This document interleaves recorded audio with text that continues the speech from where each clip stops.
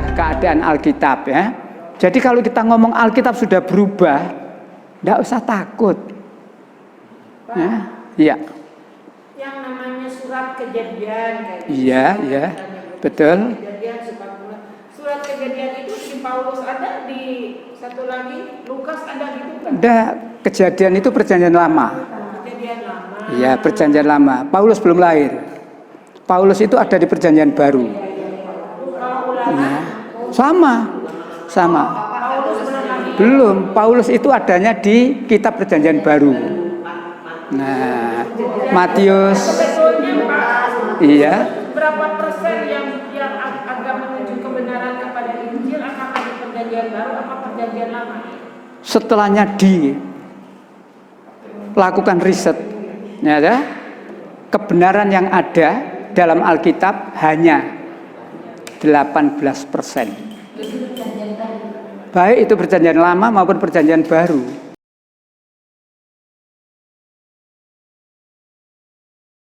Inilah keadaan Alkitab ya. Jadi kalau kita ngomong Alkitab sudah berubah, tidak usah takut. Ya, iya. Yang namanya surat Kejadian kayak gitu. Iya, iya. Betul. Kejadian 40. Surat Kejadian itu di Paulus ada, di satu lagi Lukas ada gitu kan? Ada. Kejadian itu perjanjian lama.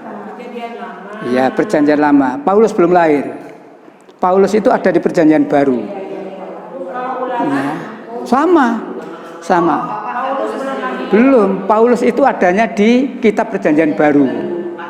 Nah, Matius. Sebetulnya Pak, Iya. berapa persen yang agak menuju kebenaran kepada Injil, apakah di perjanjian baru apa perjanjian lama? Setelahnya dilakukan riset, ya, kebenaran yang ada dalam Alkitab hanya 18%. Baik itu perjanjian lama maupun perjanjian baru. Dua-duanya. Ingat saya kemarin sudah dibacakan Pak Samsul ya? Sudah ya. Jadi sengaja saya bawakan apa? Supaya saya tidak ngomong tok. Kalau saya ngomong tok nanti dikira Pak Fadil ngarang-ngarang. Saya bawakan bukunya, malah saya minta tolong dibacakan. Termasuk di Al-Falah kemarin. Jadi saya hari Ahad itu subuh di Mujahidin. Di setelahnya tahajud sudah langsung di Mujahidin, sholat subuh di sana, kajian di sana kristologi. Buyar itu pulang sebentar, makan pagi, duha, berangkat Al-Falah. Ya saya sampaikan, ini loh. Ya, jadi supaya apa sih? Saya hanya ingin menegaskan, nek ngomong kudu ono, itu saja penegasannya. Satu. Yang kedua, selama yang kita lakukan itu sudah dalilnya jelas Al-Quran dan As-Sunnah, wala tahinu, wala tahzanu. Jangan ada rasa takut, jangan bersedih. Wala tahinu, wala tahzanu. Istiqomah tidak hanya dalam soal tauhid saja, istiqomah berkata benar. Ya. Istiqomah dalam menyatakan kebenaran. Allah menyatakan itu. Iya, itu. Kan Allah sudah beritahu begitu ya. Innalladzina qalu rabbunallah. Sesungguhnya orang berkata Tuhan kami hanyalah Allah. Sumastaqomu. Kemudian mereka berpegang teguh atau istiqomah dalam kebenaran. Apa kata Allah? Wala tahinu wala tahzanu. Tidak ada rasa sedih, tidak ada rasa takut. Bahkan malaikat datang memberitahu, berbahagialah kamu dengan surga. Jadi menyampaikan kebenaran itu ya memang berat. Ya, Pak Hamka itu cukup lama di penjara itu sampai nulis tafsir Al-Azhar itu 26 juz. Kalau ingin baca Al-Azhar yang 30 juz itu yang 26 juz ditulis di dalam tahanan. Jadi Pak Hamka ditangkap oleh Orde Lama, nggak diadili. Setelahnya itu ada huru-hara PKI, Pak Hamka dibebaskan ya. Tadi katanya diadili, ditangkap ya gak ada perkara, diculno ya gak ada. Kalau dengan baca itu, jadi itulah maka menyampaikan kebenaran itu pesan saya cuma itu aja. Satu, nek ngomong kudu ono dalile. Dan itu ayat. Itu ayat. Nek ngomong kudu ana dalile, utawa nek berbuat apa-apa kudu ana dalile, itu ayat. Satu ayat ini saja pegang teguh. 17:36 ini sudah sering saya sampaikan. 17 Al-Qur'an 36. Wala takfu ma laisa laka bi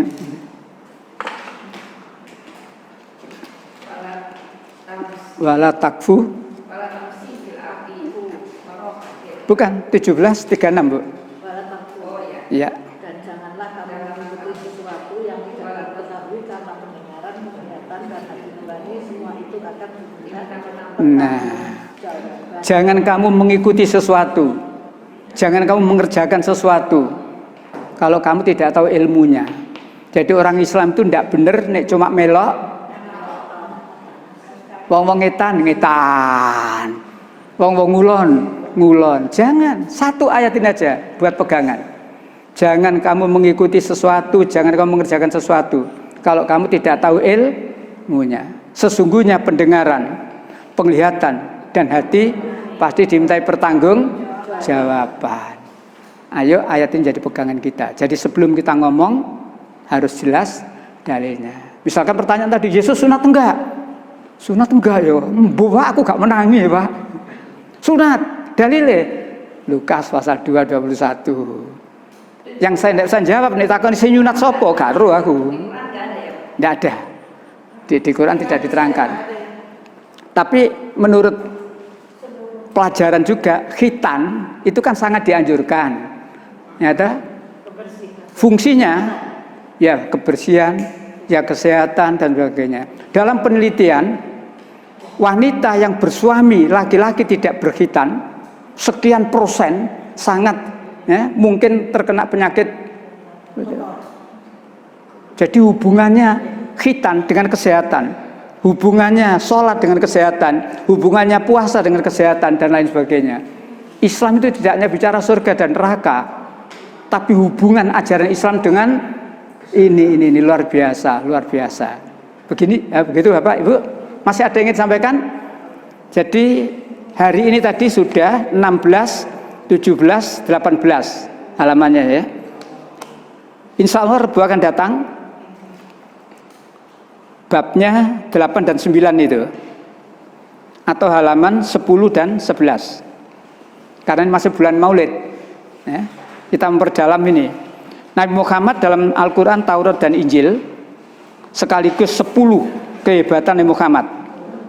Ya, jadi nomor urut 8 dan 9 atau halaman 10 dan 11. Insya Allah Rebu depan itu. Nggih. Iya. Iya, ayat 30. Sama satu lagi 46 surat Yukhruf ayat 13 dan 14. Kemudian mereka menunjukkan pendirian mereka. Iya. Menunjukkan dulu maksudnya yakin. Iya, tidak goyang. Iya. Maka mereka takkan turun pada mereka, jangan kamu sedih. Iya. Jangan takut. Dan jangan terus. Dan bergembiralah kamu dengan memperoleh surga yang dijanjikan. Nah, meneguhkan istiqomah. Iya, meneguhkan itu artinya istiqomah. Artinya diiming-iming sesuatu, jangan tergiur. Ditakut-takuti, jangan takut. Sekali menyatakan la ilaha illallah. Ada kisah yang menarik itu. Seseorang pemuda aktivis ya, ditangkap oleh raja, disuruh mengikuti agamanya raja tadi. Enggak. Diiming-iming apa saja, ditakut-takutin. Sampai kemudian salah seorang tawanan dihadapkan dia. Nih loh. Sampai dilempar ke api dan sebagainya. Kalau kamu tuh tetap pada pendirianmu, kamu akan mengalami itu. Siap. Panjang sekali yang akhirnya justru sang raja ini tunduk melihat keteguhan pemuda yang tidak bergeser tadi itu. Ada lagi pemuda yang ibunya berontak, tidak mau makan, tidak mau sembarang kalir itu, karena anaknya memeluk Islam. Sampai anaknya berkata, ibu, andai kata nyawa saya ini lebih dari satu, biarlah yang satu mati, tapi yang satu tetap. Dan ibunya setelahnya berpikir betul.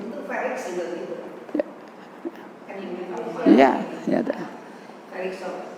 kan seperti itu. Jadi memang istiqomah itu tidak gampang ya, tidak gampang. Iya, oleh karena itu ayo sesuai dengan surat ini tadi 41, 30, 46, 13, 14. Istiqomah. Innalladzina qalu rabbuna Allah. Sesungguhnya orang yang berkata Tuhan kami hanyalah Allah. Sumastaqomu. Kemudian mereka berteguh hati, ya, istiqomah, teguh pendirian.